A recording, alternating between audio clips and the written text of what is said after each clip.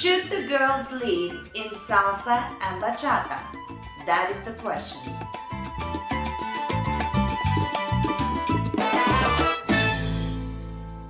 Hello everybody, welcome to my channel. Rasa the dancer is here, and we make so many videos on this channel talking about so many different things, and a lot of them are based on comments. I just love getting your comments because it makes it easier for me to know what you're thinking and what you need. So one of our followers asked, should the girls be leading in salsa and bachata? And as you know, I am a dance teacher, professional dance teacher, and one of the things that I specialize in is leading. And I think that's one of the reasons why my career took off so much more than some of the other females who are doing salsa and bachata. So I have a lot to say on this subject. Now, if you are a guy and you're thinking, should a guy be following as well? If that's an interesting subject for you, leave a comment and I'll make another video about that as well. But today we're focusing on exactly should a female be leading in bachata and salsa. Whew, I barely could pronounce that in one sentence. Anywho, subscribe and let's talk. My first point, because I'm a professional dancer, is going to be based on my own experience. And that is when I started around 15 years ago, if not more. It was predominantly men-dominated world. The only other leader that I knew of existence with success and recognition was Susana Montero. She used to live in London. At the time I lived in Leeds, and that was the only woman that I knew is actually at the level as the men. And the reason for that is because dancing is, with salsa and bachata, is lead and follow. And of course, one has to lead, the other one has to follow. The one that leads is most of the time explaining most of the things and mostly in demand to teach, because usually the follower, even if she contributes towards the class on helping out the followers in styling and other techniques, the leads are the ones that actually could lead in at any point, whether the follower is there as a partner or not, because the leader can pick up anybody from the crowd who's a good dancer and do the same class. A follower cannot necessarily always pick up a guy from the class and follow and explain the lead, and back and forth is much more complicated. So naturally, predominantly most of the community salsa and bachata in terms of teachers was occupied by men for the longest time, and they were the ones that were paid the most because they were the ones that were actually doing the teaching most of the time. Yes, so it so happened that when I started my dancing career, everybody that was a teacher and making money was men. There was no women who were making money. They were making a little bit of money for assisting, or a little bit of money if they in a partner couple situation where they do shows and teach together, but on their own they would not be making money to survive from dancing. It was only men, and that's all I knew all the time. Now, how did I end up being one of the men at the time, as they were saying, is because from very early on, my mentor Nikolai Vigneswarren, he actually immediately threw me into leading in his own classes. So I would be assisting, but if there was not enough men, and back in the day there was always more followers than leaders, he would always say, go lead this girl, go lead this girl, join in the class and lead. And I would always end up leading from beginners classes to improvers, then intermediate to advanced classes. So part of my job was not just assisting in classes, part of my job was to make the class more efficient and that the followers wouldn't feel like they're standing around for too long. So I ended up knowing every single move with the right technique because my mentor was teaching, but I was assisting not him, I was actually dancing with all of the followers. So I have to say a big thank you to him, because my leading as a lead happened naturally and organically, as you would say. It was never I need to lead in order to, it was more I always was leading. Even when I started as a beginner, before I even had a mentor, in the beginner's class, I naturally learned, I stayed in the beginner's class for so long, so I've learned to follow, and then I've learned how to lead. Nobody asked me to, there was more followers and I knew all of the followers footwork already. I thought, oh, I might as well learn the men's footwork. So naturally I always was learning that anyway, and then of course I had a great mentor who threw me in that, so I was always leading. So then when it was my turn to actually teach, I could teach not just a beginner's class where I started, of course, but then it was easy for me to teach an improver's class because I've been leading all the time anyway. I was never like actually had that much experience in following only in socials. I would follow most of the time in socials, but in classes I was always leading. So I knew the technique, I had the experience, I wasn't hesitated, and I knew the right techniques for all of this. So that's how I became a lead, and that's how I managed to actually get the same positions as men and get paid the same as men and raise my reputation as an actual full-rounded person who can lead and follow and teach styling and teach men's styling, all kinds of things. And that's why I thought that was very important to me. So if you are a follower who wants to achieve more in the dance scene and get more credibility, you absolutely definitely have to lead.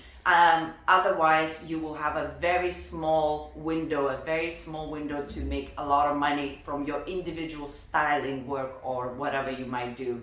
So that for sure, I think ladies should lead. Second point is more for like student females.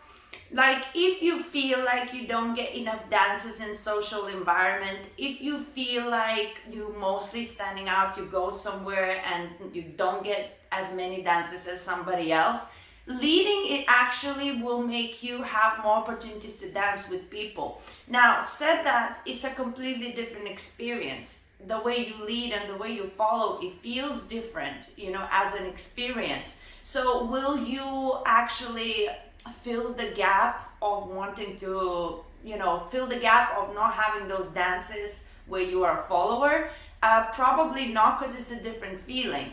But if you go dancing and you don't care, you know, you just want to have dances, and the times that you are not asked to dance, just to make sure you're still moving and you're giving somebody else a nice experience, then you should definitely learn how to lead. And it doesn't have to be like a very high level, but you should definitely get into it, go to classes, start leading, and then the times when you're not asked to be a follower, you might actually really feel a lot of passion and different satisfaction might get by actually leading somebody else, and it's a wonderful experience. So if you want to have more dances, of course, if you're leading, you will definitely have more dances.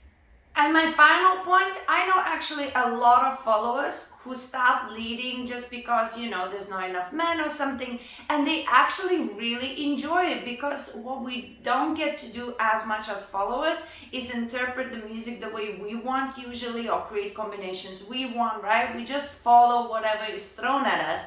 And when you start leading, you understand, oh my God, I am the one that chooses the musicality. I am the one that's making the combinations. So it is a very interesting feeling. So I know a lot of women who actually really love leading, and some actually now leading so much more than following as well. So you should definitely give it a go. And I also know sometimes there's still people who look at it in a weird way.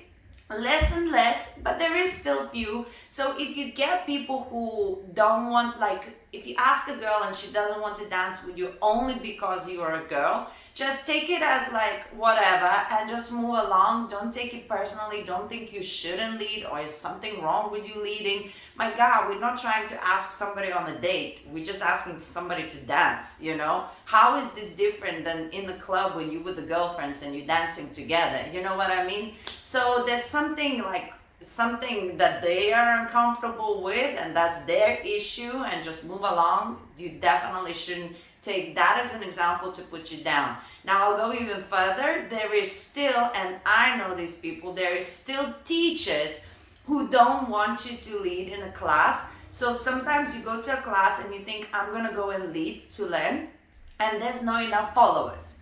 And then the teacher makes the girl who wanted to lead to become a follower just for the convenience of the class. And I say, no, You have a voice, you say, I am sorry, sir. I paid money today to lead. I want to learn how to lead. This is what I'm here for. And so many teachers as well, like, they get so upset. It's like, doesn't she, she's so whatever, she needs to help out.